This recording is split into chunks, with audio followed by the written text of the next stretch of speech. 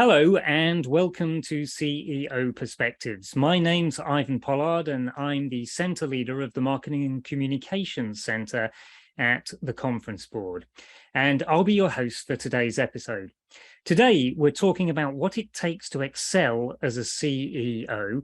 And with me is Vikram Malhotra, a senior partner at McKinsey, also served on the board of McKinsey and as the managing partner for McKinsey Americas. And he's also the author, or one of the co-authors, of this excellent book called CEO Excellence. And it's about this book that we're going to talk. So welcome, Vic. And could you tell us a little bit about what prompted you and Scott and Carolyn to write this book? Of course. And Ivan, I should say thank you to you and the Conference Board for having me. It's a real pleasure to be here. So this book was born in concept a little ahead of when COVID hit, but really in earnest in March of 2020 when COVID took hold. Scott and Carolyn lead our practices on CEO counseling and everything related to helping onboard new CEOs into their roles. And I've had a long-standing and long-abiding interest in the whole topic of CEO excellence, leadership excellence, board excellence. And so the three of us came together and had been talking about doing a book, and COVID just gave us that extra impetus, a little bit extra time at home, not traveling as much, say, let's get serious and let's do this. And the reason we were excited and interested to do this is that we've seen, and you see out there in the literature, you see a lot of books on leadership, right? There are many, many books on leadership. There are lots of books about CEOs on their own leadership journey. Recently by the CEO of Disney, former CEO of Disney, the former CEO of PepsiCo, many, many books about individuals and their leadership journey. But no book that really looked, or not much literature that looked holistically across really great CEOs and tried to decipher what is it that they do well, what is it that they do to begin with, and what do they do well, and what differentiates the best from the rest. And that's how we got going on this. We also decided we wanted to gear this book not just in McKinsey, boring McKinsey research, but really in a bunch of interviews with excellent CEOs. So we stepped back, looked at the 3,500 CEOs globally in the last 25 years, looked at people who'd been enrolled for 6 years and had delivered, for the most part, top 20% shareholder performance. That narrowed the 3,500 to 200. We reached out to 75, and 67 of them said, yes, they'd love to be interviewed. And that really is the background leading up to the book and the basis for the book. Well, that's good. And I could recommend to all of our members and all of the listeners, you should read this book. It's a good read. It has the McKinsey research in there, so facts and figures. It has the stories, but it also has those 67 CEOs. But Vic, is this a book just for CEOs, or should other people read it too? Not at all. At the end of the day, in my mind, this comes down to being a book really about leadership. It's through the unique lens of people who have become CEOs, but they're often talking, as they gave us their anecdotes, their experiences, about many of the lessons that they learned in becoming CEOs, the lessons that they've learned and are sharing around how do you set the direction of the company? How do you align the organization? How do you mobilize through leaders? What's your own personal operating model to be an effective leader? These are all leadership lessons. Yes, they're all in this book talked about in the context of 67 great CEOs, but the lessons are universal and apply from a leadership point of view. The only chapter you might argue with that is relatively unique to CEOs, but even there are lessons for others, are the chapters on the board and engaging with the board, which is a uniquely CEO level thing. But again, as I said, there are some lessons to be learned there. So it's a book on leadership more than anything else. Yeah, and you can read, Ride of a Lifetime by the Disney CEO and stuff. But this was, I think I agree with you, it was a real collation of the lessons of all and really nicely distilled to the lessons for each of us, whether you want to be a CMO or a CEO or a CCO. It's about leadership. But about the CEO, you talked about, narrowing it down to the ones who have the greatest effect. It surprised me, what effect a good CEO has on a company. Can you put that into the words? How does a good CEO, an excellent CEO, affect the fortunes of a company? Yeah. So, we've tried to even put some analytics around it, not just words. So, you may or may not you may quibble with our methodology, but when you actually look at the performance of a company, particularly great companies, some 40% of great performance can be attributed to the leadership provided by the CEO. And it comes down to the tone that they set in terms of the direction of the company, and in particular, how bold are they around the aspiration of the company, the vision of the company. As I often like to say, it comes down to their audacious vision. And often these great CEOs have audacious vision for their company, coupled with great risk management. They spend a disproportionate amount of time on really making sure that that vision gets the focus, gets the integration in the company that's required. They spend a disproportionate amount of time on culture and talent and bringing their team and teams more broadly in the company together. And they spend a disproportionate amount of time increasingly in this world on external stakeholders, because that's such an important constituency in today's world relative to history. So great CEOs, in my view, in our view, in our analysis, would suggest that 40% of all great performance, and indeed 40% of poor performance in a company, can be explained by the CEO and their leadership model. And it does come down to the relative energy spent on direction setting and the boldness, culture, talent, mobilizing through leaders in particular. So we'll go into those 6 mindsets, as it says on the front of the book, that encapsulate things like boldness. But let's take a wee step backwards, because one of your main theses in here is that, the role of a CEO is to focus on the things that only they can do. Mm-hmm. So those areas tend to be those 6 mindsets. Is that right? Well, yes and no. Yes, at a macro sense, but I would get even more focused on that in a sense. I think one of the things we discovered is that, and many of these great CEOs said this to us. They said, year 1 was a disaster. No matter how big a job I had, no matter how all-encompassing and big it was, there were many aspects of being a CEO that, no matter which management guru might have talked about it, or which former CEOs or current CEOs I might have talked about it, it just didn't prepare you for the intensity that it was going to put on your time, right? And like many of them coming out of roles as business unit leaders or CFOs or other functions, they had a penchant towards, let me go manage, let me go sort out the fires, let me quell issues, let me deal with issues. And it takes them a little while to kind of get to this notion of do only what I can do. And let's manage my time and my energy against things where only I'm uniquely qualified. And let's make sure that I have the talent and capability in the organization to do the rest. So what I found with these great CEOs was they spent disproportionate amount of time on the whole topic of direction setting, and in particular around where the capital expenditure and the expense expenditure and the talent was going, right? So disproportionate amount of time spent there. A disproportionate time on shaping the culture, because they're uniquely positioned to send the right messages on culture in the organization. A disproportionate amount of time on talent management at multiple levels within the organization, well beyond their own team. A disproportionate amount of time on their own team and how it worked well. And increasingly a disproportionate amount of time on external stakeholders. And these were things they could only do, right? What they weren't doing was what I've seen a lot of CEOs do over time, is spend 30, 40, 50% of their time managing in the guts of the company. That doesn't mean they didn't know what was happening in the guts of the company. That didn't mean they didn't have a nose for where to dive deep when there was an issue, or indeed where to help push a part of the company around an even bolder vision. So they did all of that, but that ended up being 5 or 10% of their time, not 40 or 50% of their time. So focused again on only what I can do as a CEO.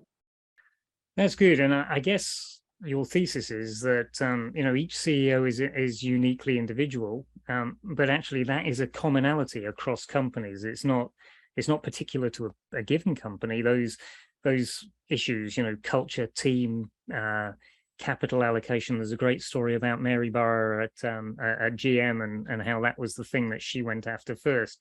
So Exactly. are they things that determine excellence as opposed to just being good? How do you get to excellence on those dynamics? Because we can all read the book and know what we should do, but what differentiates those who do this remarkably well? Okay. So if I may just take a bit of a step back, one of the things we did was we started out by defining what is it that a CEO does. No rocket science here. We could likely have done this without writing the book, but the book helped reinforce that the CEO does 6 things. They set the direction of the company. They align the organization to go after that direction. They mobilize through leaders. They engage the board and really get the most out of the board. They manage external stakeholders, and they manage their own personal operating model, how they lead, their effectiveness as a leader. So if those are the 6 things that they do, I would say that the 3 things that really distinguish those that are truly excellent versus good, is just to use your phrasing there between good and excellent. There are 3 things that really stand out. Number one, great CEOs tend to do all 6 of these responsibilities really well all of the time. So Jamie Dimon's been at the craft for 17 plus years. He's been doing all 6 of these things really well all of the time. Mary Barra has been doing it for 6 or 7 years. Again, all 6 of these things really well all of the time. Marilyn Hewson at Lockheed Martin, another great example. And my co-author likes to equate great CEOs to great decathletes. They may not be the single best person at their sport, but they are really good at all 6 of these dimensions, much like a decathlete is great at 10 things all of the time.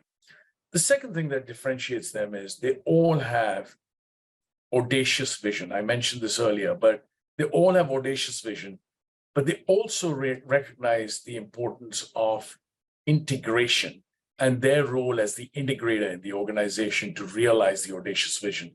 And Satya Nadella in his interview put it to us really well. He said, it's ultimately an information asymmetry problem. As the CEO, you see more than anyone else in the organization, no matter how much talent you have, no matter how well organized you are. And you certainly see more than the 8, 10, 12 people on the board that you report to.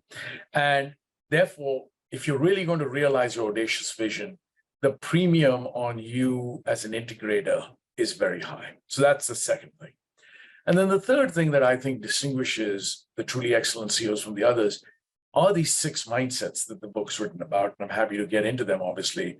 But this notion that against each of these 6 responsibilities I outlined earlier, there is a mindset that these CEOs have. On set the direction, it's a mindset of be bold.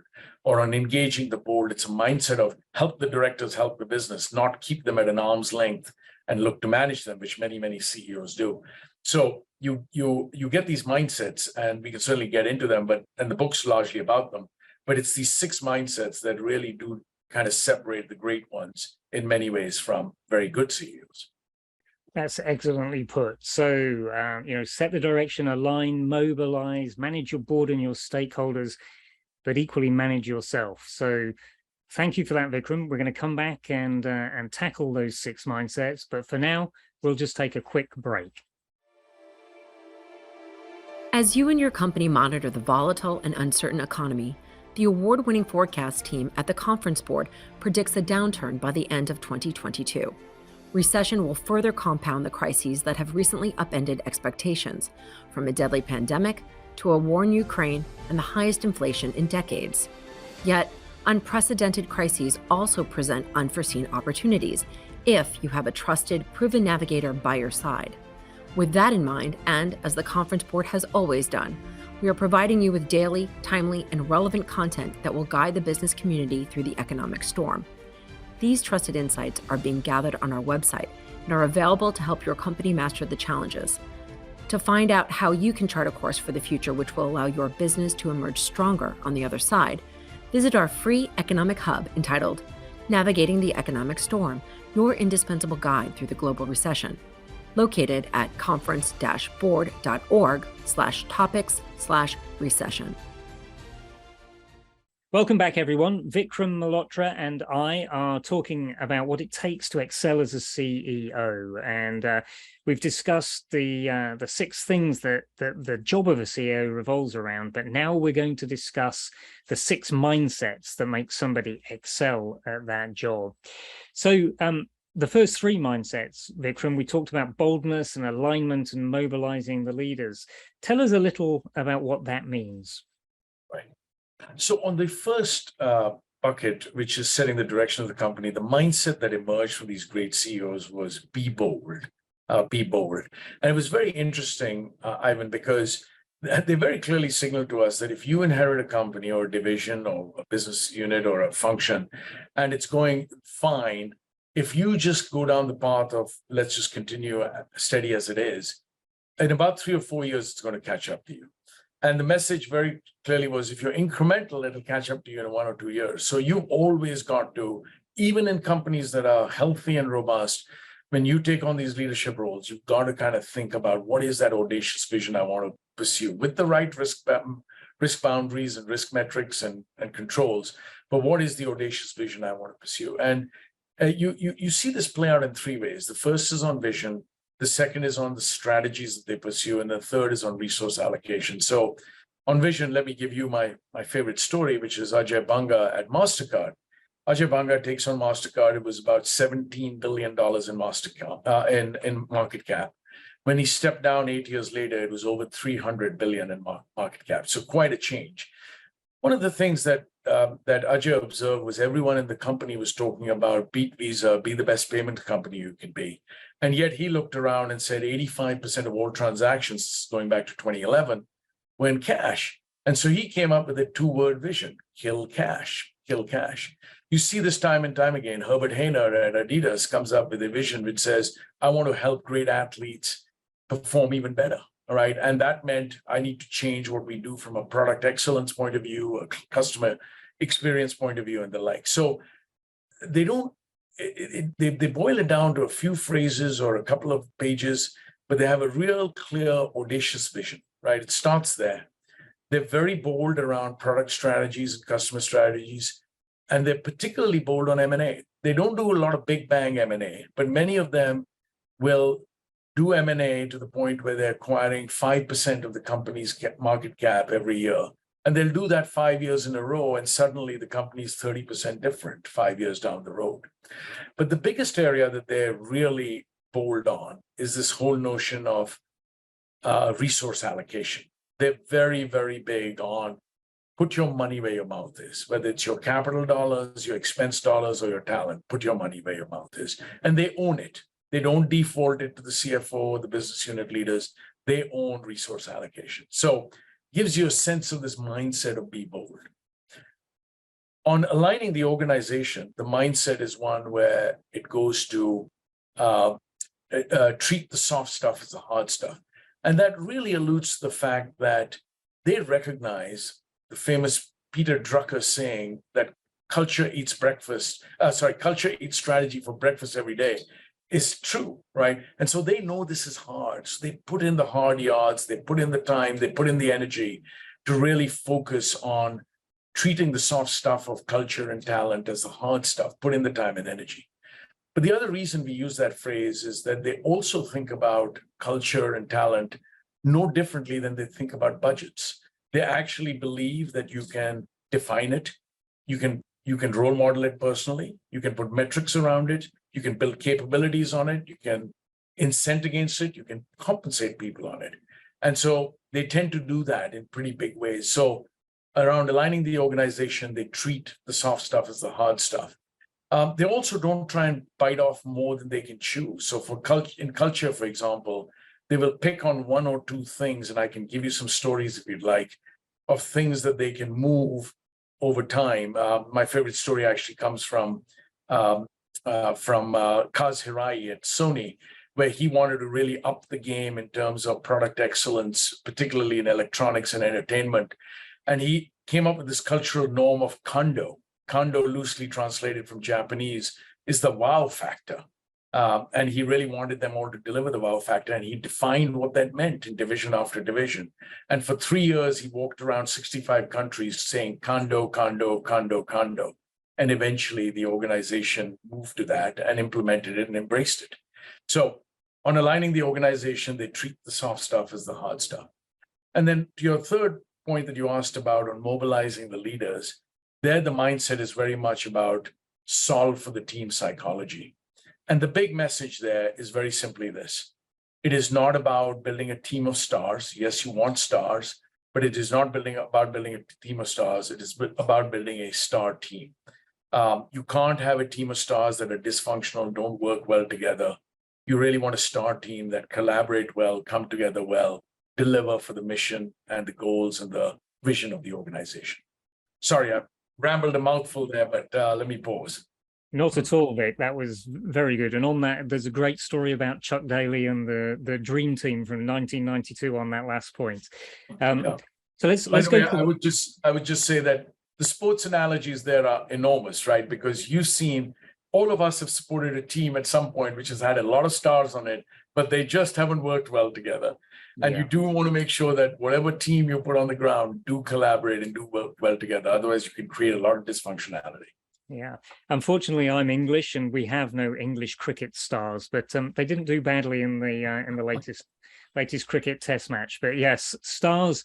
I actually think it's a really good tale in there. I'm not going to give everybody the punchline about Chuck Daly and 1992, but you think, Michael Jordan and Karl Malone and Scottie Pippen, they all get beaten by a college basketball team. So go read what the lesson is there.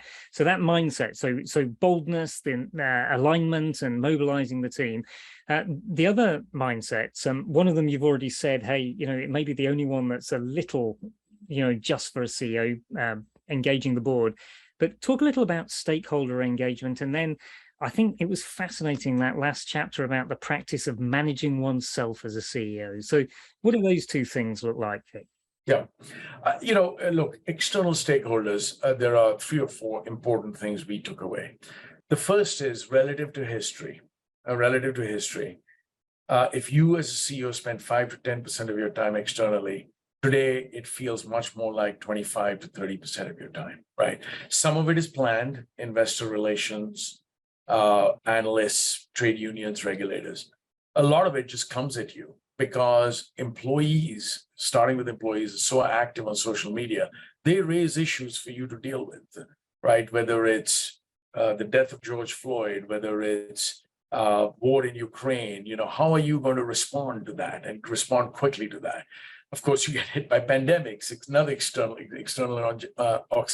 exogenous factor. So increasingly, external stakeholders taking up a lot of time, right? So we should just accept that. If it's going to take up that much time, though, as a CEO, the mindset therefore has to be, why should I engage externally, right? It comes back to, why do we exist as an organization? What's our purpose? What are we doing? And then based on that, who should I be engaging with, right? Don't just engage for the engagement's sake. There's plenty of opportunity to do that in today's world. But if you're going to spend 20, 25, 30% of your time on this, be disciplined about it. Be disciplined and be thoughtful about it. And then the final interesting thing that I discovered in these interviews, or we discovered in these interviews, was great CEOs spend a disproportionate amount of time with one external constituency, which at the end of the day may be the most important, which is customers. Satya Nadella, for example, actually shared his calendar with us.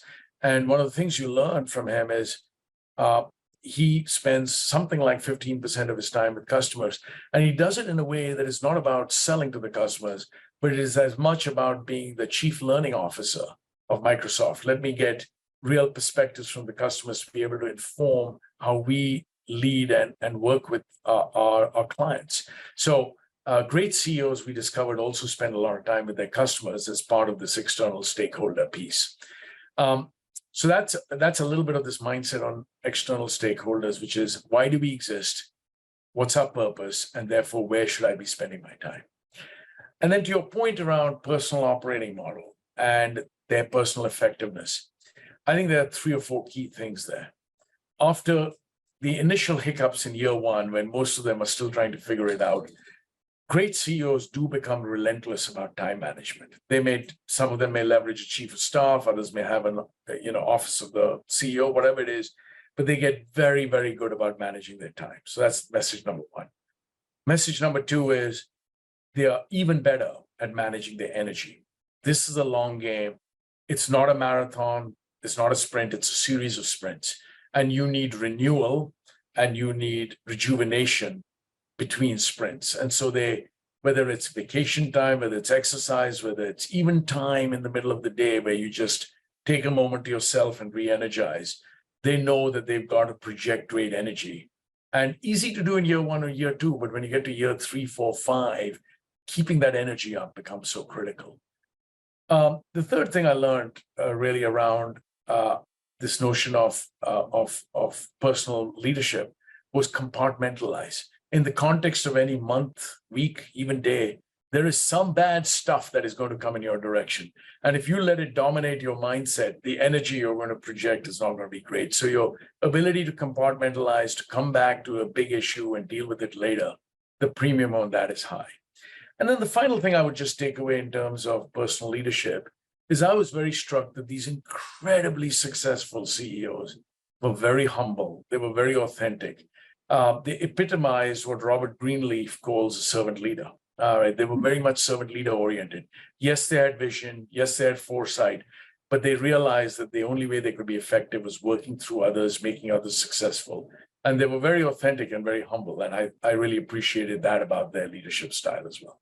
That's a great lesson for anybody who's going to lead anything. And in fact, I'd finish with the book is a great lesson for all of us. But let me just go back to these 6 mindsets. And as you said, nobody's going to be brilliant at all of them, but an excellent CEO is very good at each of them. But how does a board pick a CEO for a given situation of a company when they've read your book and they know what they're looking for? Look, I think you've, this is obviously a critically important responsibility for a board.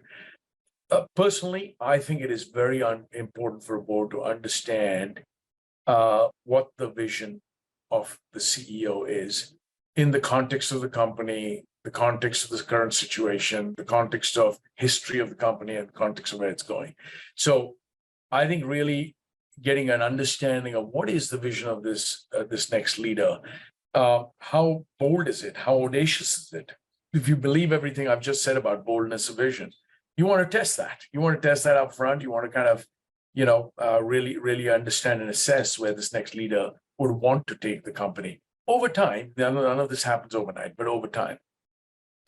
I think you also, particularly given the importance that we discovered through the book of shaping the culture and shaping the talent, that's another thing that I would really probe with the potential CEO candidate is, where is the culture of the company today? Where do you want to shape it? What do you want to preserve?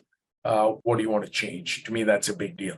And then how are you going to think about talent? Not about talent as it exists today, but talent as talent will be going forward. I mean, one of the big things we heard from these CEOs and one of the things we haven't talked much about is I asked them all an open-ended question. And the question was, what's your single biggest regret?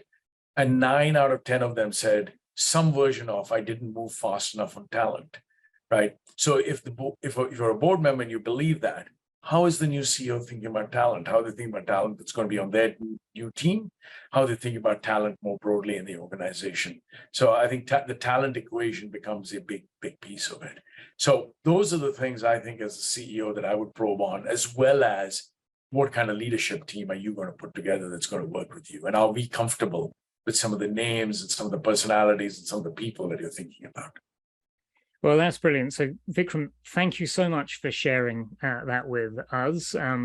Everyone out there is probably an aspiring CEO. Not everybody will make it, but everybody needs to listen to the advice that you've given. So huge thank you, Vic, for taking the time to talk to us. And I couldn't urge everybody strongly enough to go read this book and talk to McKinsey, because they know what they're talking about here. So thank you all for listening to this episode of CEO Perspectives. Every week, we'll feature thought leaders who provide insights on the issues of our time.